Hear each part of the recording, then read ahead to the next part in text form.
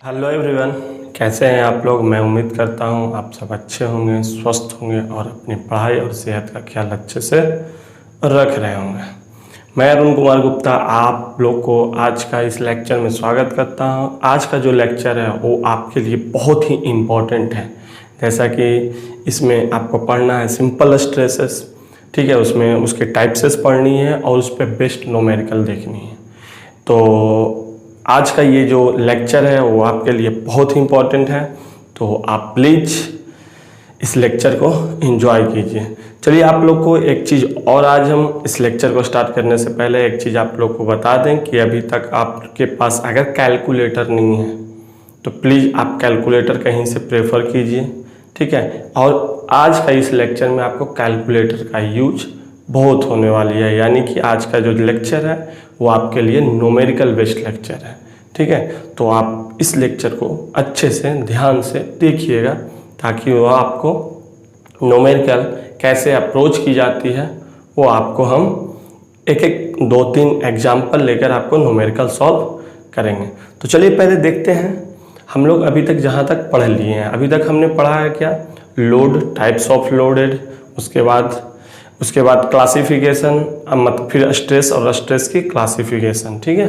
अब हम लोग उसके आगे पढ़ते हैं कि जो भी न्यूमेरिकल अप्रोच है, ठीक है, जो भी आपका क्लासिफिकेशन लोड का किए तो उसको एक एक करके हम लोग डिटेल में पढ़ेंगे और उस पर बेस्ड जितने भी न्यूमेरिकल आपके अपकमिंग एग्जाम या फिर जो प्रीवियस एग्जाम में आ चुकी है उसके बारे में हम लोग बात करेंगे। तो चलिए देखते हैं। सबसे पहले आज का इस लेक्चर में आप लोग को पढ़ना है नॉर्मल स्ट्रेस या शियर स्ट्रेस के बारे में, कि नॉर्मल स्ट्रेस क्या होता है या शियर स्ट्रेस क्या होता है, ठीक है। तो देखिए यहाँ पे क्या लिख रहा है, if a load applied normal और perpendicular to the cross sectional area of a body that is axial load which act along the axis of body then occur a stress is known as simple stress या normal stress। इसका कहने का क्या मतलब है कि कोई भी लोड, ठीक है, इफ अ लोड, कोई भी लोड अगर मान लिया जाए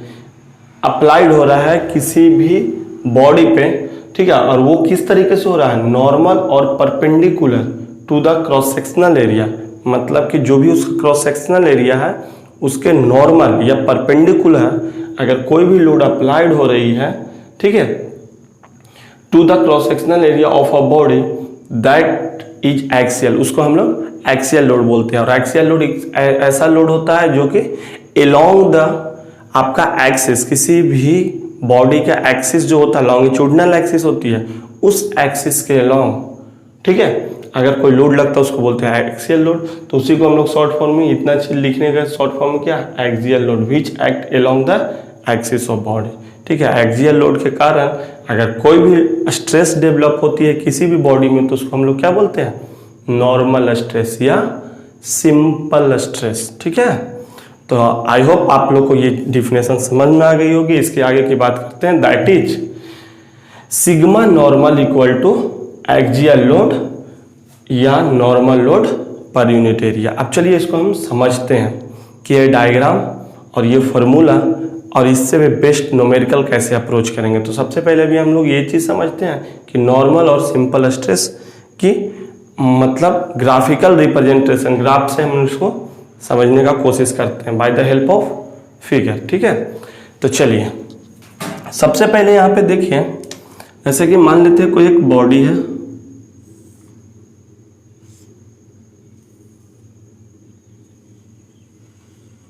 सर्कुलर बॉडी है, ठीक है।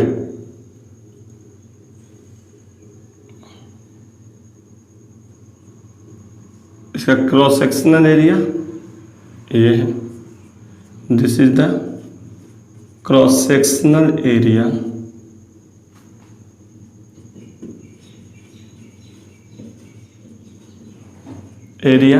ऑफ अ बॉडी, और इस पे हम लोग कोई एक्सियल लोड लगा रहे हैं। अब देखो एक्सियल लोड यहाँ कहने का मतलब, या फिर बोल सकते हैं नॉर्मल लोड, तो हम लोग अभी पुलिंग टाइप का लोड लगा रहे हैं, ठीक है। पुलिंग मतलब खींचने वाला,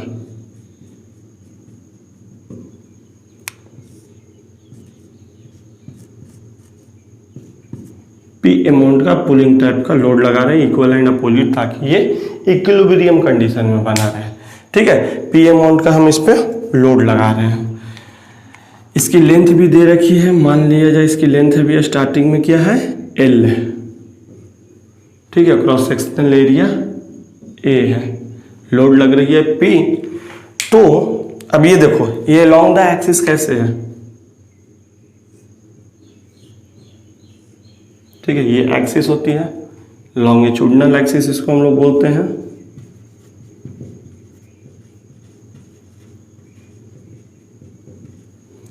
लॉन्गिट्यूडिनल एक्सिस के अलोंग अगर कोई भी लोड लगती है तो उसको हम लोग बोलते हैं एक्सियल लोड। ठीक है, तो एक्सियल लोड के एक्सियल लोड जो भी है, axial load per unit area is known as stress. ठीक है, तो यहां पे हम लोग इस तरीके से बोल सकते हैं कि सिग्मा नॉर्मल इक्वल टू क्या हो जाएगा, axial load per unit area, cross sectional area बोलिए चाहे एरिया। ठीक है, जो हमने आपको ऑलरेडी लिख कर रखा था। ठीक है, यही है, that is sigma normal equal to axial load per unit. अब देखिए इसकी कुछ यूनिट वगैरह। ठीक है, तो अगर मान लिया जाए एरिया आपका इस फॉर्म में तो नहीं देगा, ये देगा इस डायमीटर दे देगा आपको, डायमीटर डी। ठीक है, तो एरिया क्या होता है, किसी भी सर्कुलर सेक्शन का एरिया क्या होता है, तो हमने पहले पढ़ा था क्या, pi r square, pi r square. लेकिन क्या है, यहाँ डी दिया हुआ है, तो हम लोग को एक रिलेशन पता है कि 2r इक्वल टू क्या होता है, डी होता है। ठीक है, थोड़ा ध्यान से देखिएगा, 2r इक्वल टू क्या होता है, डी होता है। ठीक है, तो इस तरीके से r इक्वल टू क्या हो जाएगा, r इक्वल टू आपका d/2 हो जाएगा। ठीक है, अब इसको हम लोग पुट कर देते हैं कहाँ पे, यहाँ पे। तो यहाँ पे क्या हो जाएगा, पाई इंटू d/2 का स्क्वायर। तो यहाँ से क्या हो जाएगा, इसकी एरिया आप बोल सकते हैं पाई d²/4। ठीक है, तो आज के बाद हम लोग एरिया किसी भी सर्कुलर सेक्शन का ये याद रखेंगे। ठीक है, थोड़ा सा यहाँ पे स्पेस का कंसर्न है, तो इसीलिए आप यहाँ पे ये चीज़ समझ लीजिए। तो ये हो गया आपका, इस एरिया से जो भी एरिया निकलेगा इसको पुट कर देंगे, और जो भी लोड दिया रहेगा उसको पुट कर देंगे, हम लोग स्ट्रेस फाइंड आउट कर लेंगे। चलिए, अब ये जो एक्सियल लोड है, ठीक है, अब ये जो एक्सियल लोड है ये दो नेचर का होगा, या तो ये पुलिंग टाइप का होगा या पुशिंग टाइप का होगा। देखो, इसको या तो खींच रहे हैं हम बाहर की ओर, या तो अंदर की ओर धक्का दे रहे हैं, यही दो तरह के एक्सियल लोड होगी। तो अब हम लोग बारी बारी करके दोनों एक्सियल लोड को अलग अलग पढ़ते हैं। तो पहले एक्सियल लोड, अगर मान लिया कोई पुलिंग टाइप का है, ठीक है, पुलिंग टाइप का अगर लोड लगेगा तो क्या होगा कि ये बॉडी की जो भी फाइबर है, फाइबर का मतलब क्या होता है, बॉडी के ऊपरी पार्ट की बात बोलते हैं।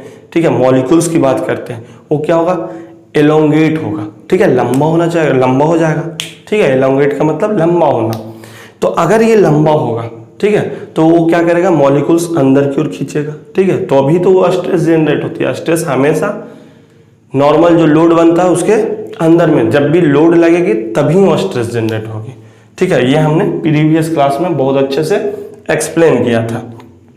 तो देखिए, अगर इसी लोड को हम लोग बोल देंगे टेंसाइल, मतलब पुलिंग टाइप का लोड है, ये क्या है आपका, पुलिंग लोड।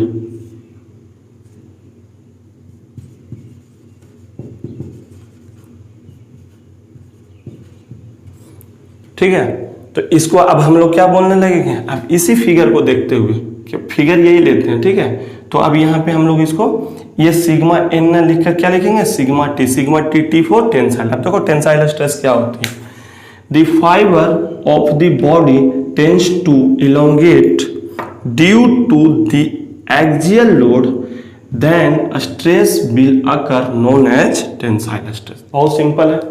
ठीक है, क्या बोल रहा है, किसी भी बॉडी की जो फाइबर होती है, ठीक है, बॉडी का कोई फाइबर मतलब कि मॉलिक्यूल्स की बात कर रहा है, टेंड्स टू elongate। ठीक है, भैया elongate क्यों हो रहा है, tends to elongate due to axial load. Axial load के कारण इसकी जो फाइबर है, ठीक है, किसी भी बॉडी की जो फाइबर है वो क्या हो रहा है, elongate हो रही है। ठीक है, देन स्ट्रेस विल अकर, तो क्या होगा, उसके अंदर में एक स्ट्रेस डेवलप होगी और उस स्ट्रेस को हम लोग क्या बोलते हैं, टेंसाइल स्ट्रेस। ठीक है, तो मैं उम्मीद करता हूं कि आप लोग को ये चीज समझ में आ गई होगी। ठीक है, इसको सिग्मा टी से डिनोट करते हैं, तो इस तरीके से हम लोग बोल सकते हैं sigma t equal to tensile load upon area. एक बहुत इंपॉर्टेंट चीज यहाँ पे हमने लिखा, sigma t always greater than 0। That means आप बोल सकते हैं कि टेंसाइल स्ट्रेस जो होती है वो हमेशा पॉजिटिव होती है। ठीक है, तो यहाँ पे टेंसाइल स्ट्रेस ग्रेटर देन 0 का मतलब क्या हो गया, टेंसाइल स्ट्रेस पॉजिटिव होती है।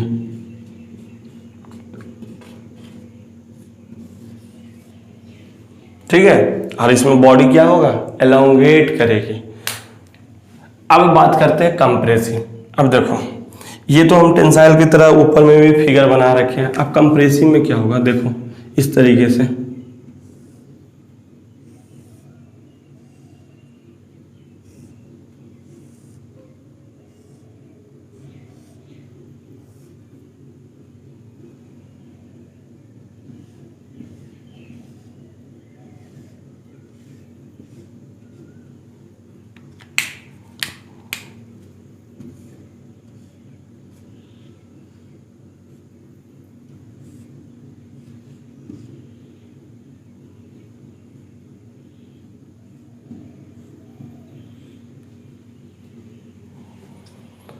ठीक है, ये हमारा लॉन्गिट्यूडिनल एक्सिस है, इसके अलोंग में दो पुशिंग टाइप का लोड लग रहा है। ये किस टाइप का लोड है, पुशिंग टाइप का।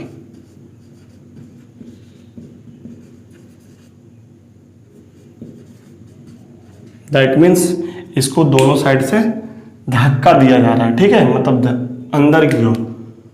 अमाउंट मान लेते हैं पी अमाउंट का दोनों है। ठीक है, सेम होता है ताकि वो इक्विलिब्रियम कंडीशन में है। इसके जो एरिया की अगर बात करते हैं, समझना बहुत इंपॉर्टेंट है। ठीक है, यहाँ पे अगर एरिया की बात करते हैं तो देख लो, मान लीजिए ये आपका हाइट दिया हुआ और ये ब्रेथ दिया हुआ। ठीक है, ये मान लेते हैं HMM दिया हुआ और यहाँ पे ये भी MM दिया हुआ। ठीक है, तो सबसे पहले इसका एरिया हम लोग कैलकुलेट करते हैं। इस क्रॉस सेक्शन एरिया की बात करें तो एरिया क्या हो जाएगा, एरिया आपका हो जाएगा H गुने P, क्योंकि किसी भी स्क्वायर का एरिया क्या होता है, ठीक है, या स्क्वायर बोल सकते हैं या रेक्टेंगल, कुछ भी है, मतलब लेंथ इनटू ब्रेथ। इस तरीके से। अब लेंथ का मतलब ये लेंथ मत ले लेना। ठीक है, बहुत लोग का कंफ्यूजन ये होता है कि सर ये लेंथ दिया हुआ था, हमने तो पढ़ा था कि लेंथ इनटू ब्रेथ एरिया होता। यहाँ पे ये एरिया की बात करते हैं हम लोग। ठीक है, हमेशा जिस पे हम लोग लोड को लगाते हैं उस एरिया की बात करते हैं, ना कि किसी और दूसरे एरिया की बात कर रहे हैं। ठीक है, तो ये आपका एरिया हो गया इतना mm स्क्वायर, क्योंकि दोनों mm में दिया हुआ, मिलीमीटर। ठीक है, अब बात करते हैं यहाँ पे, दैट इज सिग्मा सी। ठीक है, जब कंप्रेसिव होगा तो इसको हम लोग सिग्मा सी से डिनोट करेंगे। तो यहाँ पे क्या हो जाएगा, सिग्मा सी आपका P upon H into B. ठीक है, अब ये जो भी मान लेते हैं कि ये आपका किलो न्यूटन में दिया हुआ। ठीक है, तो ये हो जाएगा किलो न्यूटन पर mm स्क्वायर। अब इसको हम लोग यूनिट कन्वर्जन कर लेते हैं। ठीक है, जो हमने प्रीवियस क्लास में बहुत अच्छे से यूनिट का कन्वर्जन देखे थे। ठीक है, अब न्यूमेरिकल देखते हैं इस पर। आई होप आप लोग को जितना भी चीज़ स्ट्रेस, टेंसाइल स्ट्रेसेस, मतलब ये सिंपल स्ट्रेसेस के अंतर्गत टेंसाइल स्ट्रेसेस और कंप्रेसिव स्ट्रेसेस बहुत अच्छे से समझ में आ गई होगी। ठीक है, तो आप लोग राइट डाउन भी कर सकते हैं और या आपको पीडीएफ भी प्रोवाइड किया जाएगा। तो चलिए, ठीक है, अब हम लोग देखते हैं क्वेश्चन। ठीक है, एक एक करके क्वेश्चन सॉल्व करते हैं।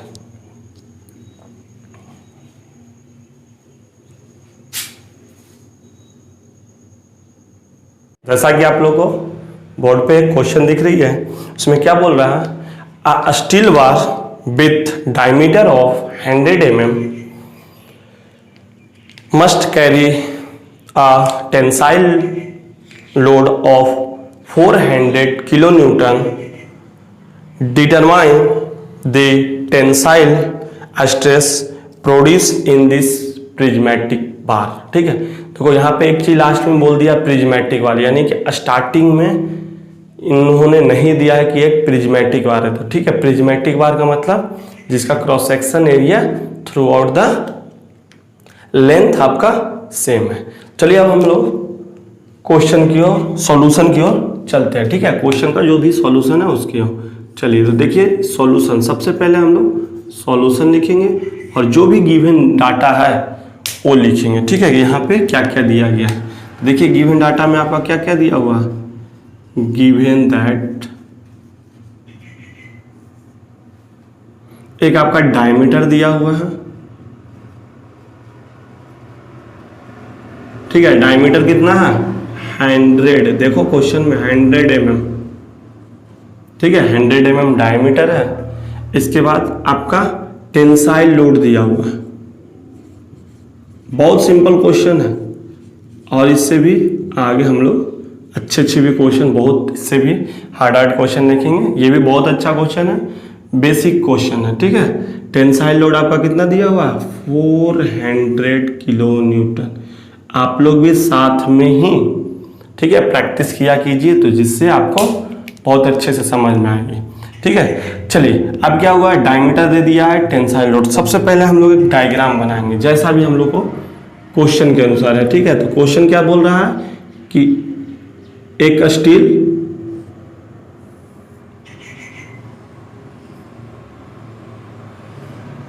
ठीक है डायमीटर दिया हुआ, डायमीटर का मतलब क्या होता है सर्कुलर होगा। ठीक है, इसका हम ये इस तरीके से क्रॉस सेक्शन एरिया दिखा दे रहे हैं। इसकी डायमीटर दे रखी है कितना 100 mm और इस पे लोड लग रही है, टेंसाइल लोड लग रही है। तो हम लोग टेंसाइल लोड की बात करते हैं। ठीक है, ये टेंसाइल लोड है, पुलिंग टाइप के लोड है।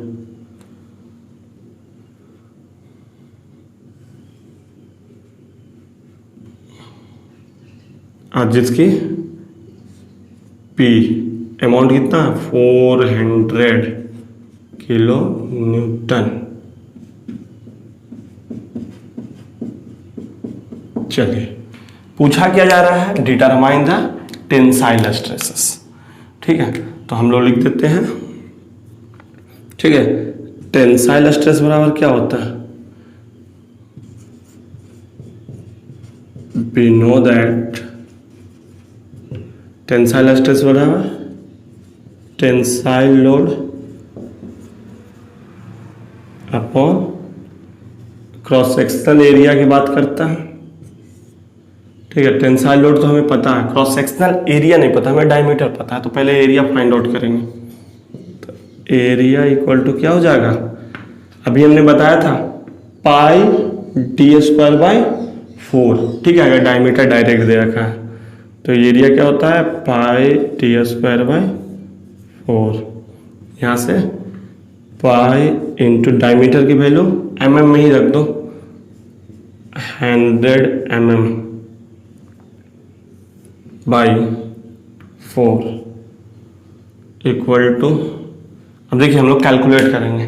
तो कैलकुलेटर में क्या करेंगे, पहले पाई की वैल्यू रखेंगे शिफ्ट के साथ 10⁻, जो भी एक्स दिया हुआ था पाई इंटू 100 का स्क्वायर आपका कितना आ गया 31415 डिवाइडेड बाई 4, ये आपका आ गया 7853 7853.98, ये आपका हो गया mm²। ठीक है, that is area equal to, area को शॉर्ट फॉर्म में ए से डिनोट करते हैं 785398। ठीक है, इतना mm² हो गया। यहाँ तक तो आप लोग कैलकुलेट कर लिए। अब इसके आगे हम लोग सिग्मा टी निकालेंगे। सिग्मा टी इक्वल टू क्या हो जाएगा, टेंसाइल लोड। टेंसाइल लोड कितना दिया हुआ है 400 किलो न्यूटन दिया हुआ, तो इंटू 10⁻³ यानी कि किलो को हटा दो तो ये अब इतना न्यूटन हो गया।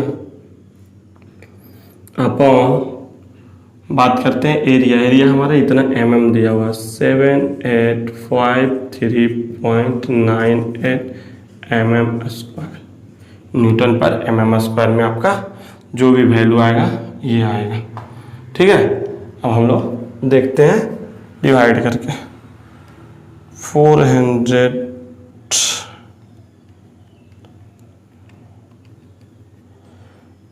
यहाँ से आपकी आंसर जो आएगी ये सब कैलकुलेशन करने के बाद वो आएगी आपका sigma t equal to 50.92 newton पर mm²।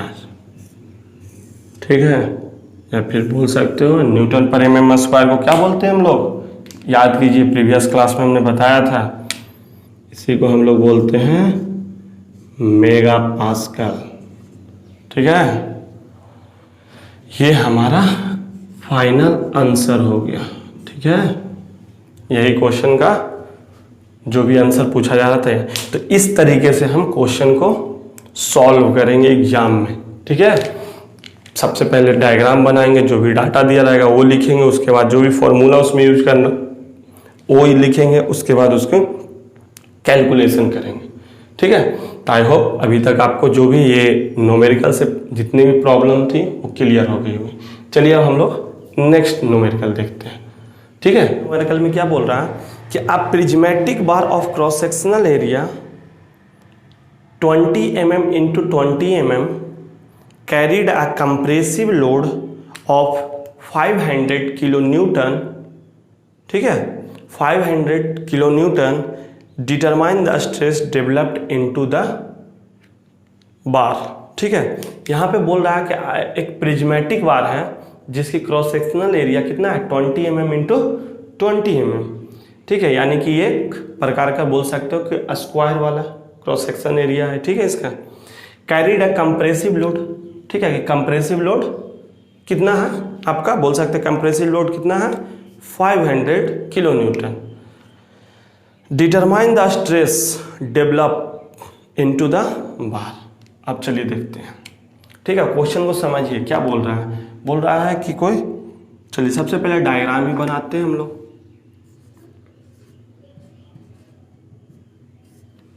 सबसे पहले डायग्राम ही बनाते हैं। ठीक है, लेकिन डायग्राम हमेशा आप राइट साइड में बनाया कीजिएगा।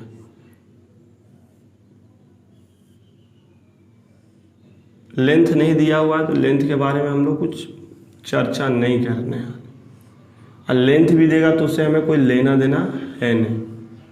ठीक है, लेंथ का यूज ऐसे स्ट्रेस निकालने में नहीं होती है। तो एक प्रिज्मेटिक बार दिया हुआ है जो 20 mm एक साइड दिया हुआ और 20 mm क्रॉस सेक्शनल का दिया हुआ। ठीक है, ये एकदम सिंपल क्वेश्चन है अभी तक हम लिए हैं। अब इससे आगे थोड़ा आपका लेवल इंक्रीज होगी। ठीक है, तो आप प्रैक्टिस करते चलिए और जितना से ज़्यादा क्वेश्चन आप बना सकते हैं बनाइए इस पे बेस्ट क्वेश्चन।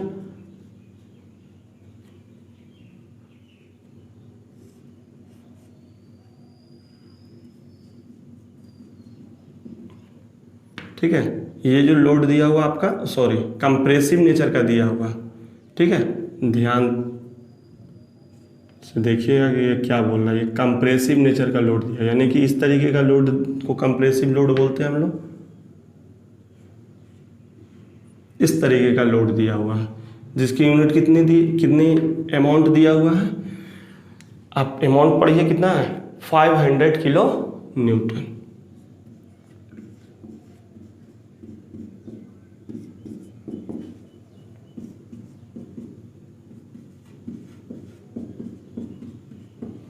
ठीक है, तो हम लोग यहाँ पे लिख देंगे गिवन डाटा, कौन कौन सी डाटा दिए हुए हैं।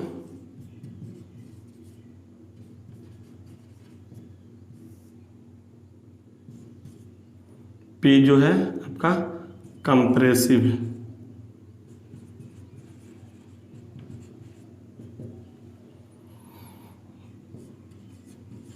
$500 किलो न्यूटन। इसके बाद आपका एरिया दिया है, क्रॉस सेक्शनल एरिया बोल सकते हो चाहे एरिया बोल सकते हो, कितना दिया हुआ है 20 mm इंटू 20 mm। ठीक है, तो एरिया तो डायरेक्ट फाइंड आउट हो गई, हमारा कितना एरिया हो गया, आप यहीं पे फाइंड आउट कर दीजिए। एरिया आपका हो गया 400 mm²। ठीक है, अब हम लोग क्या पूछा है, आप स्ट्रेस बताइए कि इसमें स्ट्रेस कितनी जनरेट होती है। तो यहाँ से हम लोग बात करते हैं, सीधा स्ट्रेस पे चलते हैं, सिग्मा। और ये कंप्रेसिव है, तो यहाँ नहीं कि कंप्रेसिव लोड के कारण जो भी स्ट्रेस डेवलप होगी उसको कंप्रेसिव स्ट्रेस सिग्मा सी से डिनोट करते हैं। सिग्मा सी बराबर क्या हो जाएगा आपका, कंप्रेसिव लोड अपॉन क्या हो जाएगा, एरिया। ठीक है, कंप्रेसिव लोड कितना दिया हुआ है आपका, कंप्रेसिव लोड दिया हुआ 500 किलोन्यूटन अपॉन एरिया कितना हो गया 400 mm²। ठीक है, अब ये हम किलो को हटा देंगे, किलो की जगह पे केवल न्यूटन रखेंगे, तो इसको 1000 से मल्टीप्लाई कर देंगे, तो ये हो गया आपका न्यूटन में पर 400, यानी कि ये हो गया आपका mm में। ठीक है, यहाँ से हम लोग कैलकुलेट करेंगे तो थोड़ा सा हम डायरेक्ट भी कर सकते हैं। ये कितना होगा 2.5, इसको मल्टीप्लाई करेंगे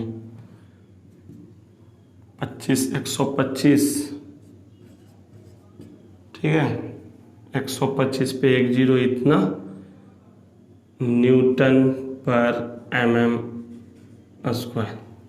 ठीक है, चेक कर लीजिए, अगर आपको कोई डाउट है तो कैलकुलेटर से 500 इंटू 2.5 1250। ठीक है, ये हमारा सिग्मा सी की वैल्यू आ गई।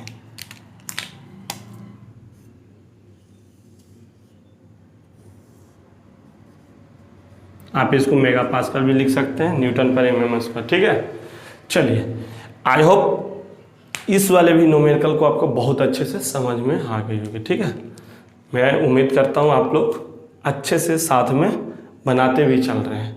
यूनिट वगैरह का ध्यान थोड़ा अच्छे से रखिएगा। ठीक है, आगे चल के अभी आपका यूनिट से ही गेम खेलेगा। ठीक है, अब देखिए नेक्स्ट न्यूमेरिकल देखते हैं। चलिए, अब क्या बोल रहा है, चलिए अब देखते हैं हम लोग नेक्स्ट न्यूमेरिकल।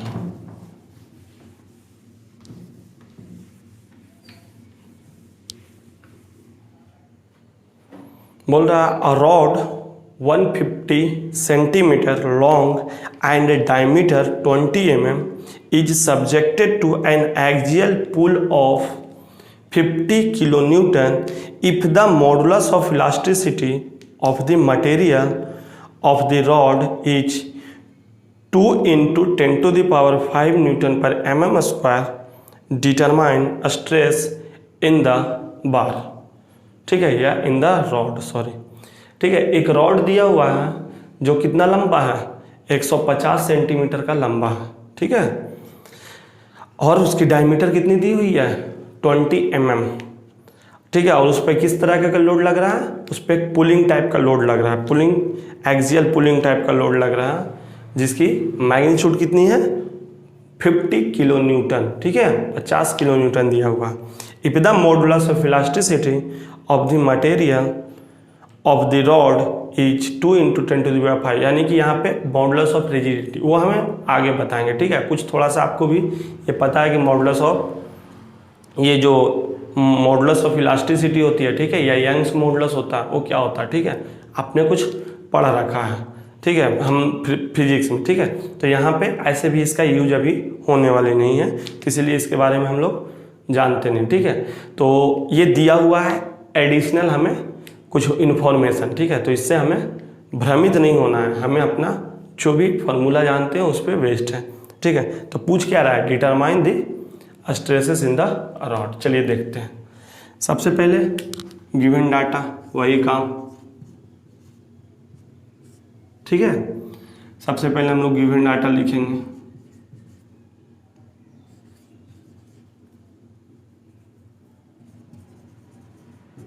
क्या क्या दिया हुआ है, लेंथ दी हुई है,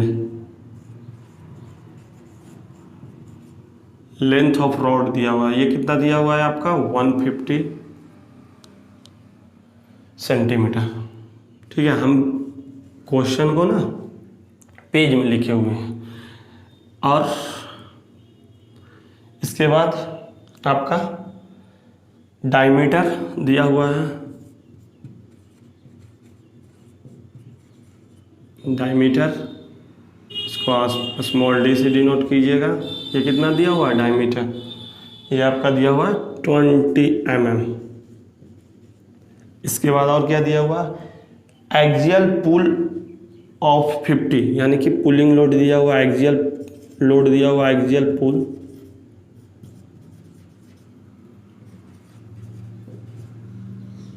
इसको हम लोग पी से डिनोट करते हैं। ये कितना दिया हुआ है हमारा 50 किलो न्यूटन। ठीक है, और क्या दिया हुआ है, और एक चीज़ दिया हुआ है मॉडुलस ऑफ इलास्टिसिटी। ऐसे ज़रूरत नहीं है, उसको कैपिटल ई से डिनोट करते हैं, आपने प्रीवियस सेमेस्टर में पढ़ा है। ठीक है, तो कैपिटल इसका ये कितना दिया 2 × 10⁵ न्यूटन पर mm स्क्वायर। चलिए ठीक है, जो भी दिया हुआ लिख दिए हम। ठीक है, अब हम सबसे पहले एक डायग्राम बनाएंगे और डायग्राम से समझेंगे कि रॉड है और सर्कुलर सेक्शन का।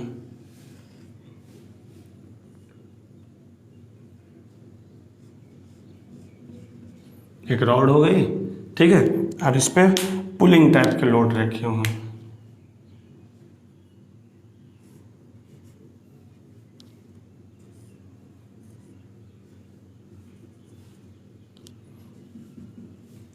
ठीक है, ये पी अमाउंट का इस पे पुलिंग टाइप का लोड लगा हुआ, इसकी डायमीटर दे रखा है 20 mm, इसका लेंथ भी दे दिया है। लेंथ आपका कितना दिया हुआ 150 सेंटीमीटर। ठीक है, इतना सारा इंफॉर्मेशन दिया है और पूछा है स्ट्रेस फाइंड आउट कीजिए। ठीक है, चलिए अब बात करते हैं स्ट्रेस की। और इसमें अगर पुलिंग टाइप का लोड है तो कौन सी स्ट्रेस जनरेट होगी, टेंसाइल स्ट्रेस जनरेट होगी, टेंसाइल स्ट्रेस। तो ये टेंसाइल स्ट्रेस बराबर क्या होता है, टेंसाइल लोड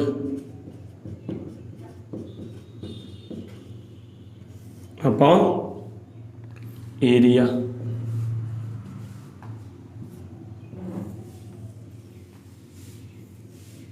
ये फॉर्मूला है। अब इसी को हम लोग आगे इलैबोरेट करते हैं। टेंसाइल लोड कितना दिया हुआ है आपका 50 kilo Newton, 50 kilo Newton. Area क्या दिया हुआ है, तो एरिया हम लोग को फाइंड आउट करनी पड़ेगी। ठीक है, एरिया दिया नहीं है तो एरिया की जगह पे अब हम लोग यहाँ से निकालते हैं। अगर डायमीटर दिया हुआ तो एरिया क्या हो जाएगा, area equal to π/4 into D square. π/4 into D square की जगह पे क्या होगा 20 का स्क्वायर, π/4 इंटू 20 का स्क्वायर 400। यहाँ से पाई की वैल्यू 3.14 अगर भी याद रखते हो तो बन जाएगी। यहाँ से कैलकुलेटर नहीं भी छूना पड़ेगा, कोई ज़रूरी नहीं है ऐसा, लेकिन एक बार आप लोग कैलकुलेटर ज़रूर चलाना सीख जाइए। ठीक है, सॉरी ये mm स्क्वायर।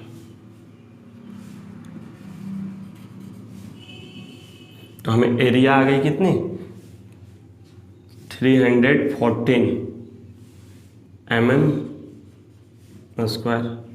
ठीक है, 50 इंटू 1000 अपॉन 314 न्यूटन पर mm स्क्वायर। इसको कैलकुलेट करते हैं हम लोग कैलकुलेटर से। ठीक है, बहुत फास्ट में करेंगे क्योंकि हम लोग जितना फास्ट करोगे उतना ही अच्छा है आपका। आप लोग सब आंसर मिला लीजिएगा। आंसर इसका आ रहा है 159.23। ठीक है, इतना न्यूटन पर mm स्क्वायर। ठीक है, या फिर बोल सकते हैं इसको जो भी टेंसाइल स्ट्रेसेस है, आपका सिग्मा टी की जो वैल्यू आई है वो कितनी आई है 159.23 मेगा पास्कल। ठीक है, 1 न्यूटन पर mm स्क्वायर क्या होता है मेगा पास्कल।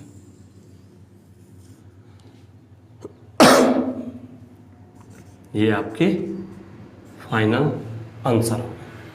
ठीक है, तो आई होप आप लोग को अभी तक जितने भी न्यूमेरिकल हमने डिस्कस किए हैं वो आपको समझ में आ रही होगी। ठीक है, कुछ न्यूमेरिकल हम आपको पीडीएफ में दे देंगे, आप उसको ट्राई कीजिएगा। ठीक है, उसका आंसर भी आपको हम उसे पीडीएफ में भी दे देंगे ताकि आप आंसर से क्रॉस चेक कर लीजिएगा। अगर कोई डाउट हो तो आप क्लियर करने के लिए आप हमें कांटेक्ट कर सकते हैं। ठीक है, चलिए तब तक के लिए आप लोग अच्छे से पढ़ाई कीजिए और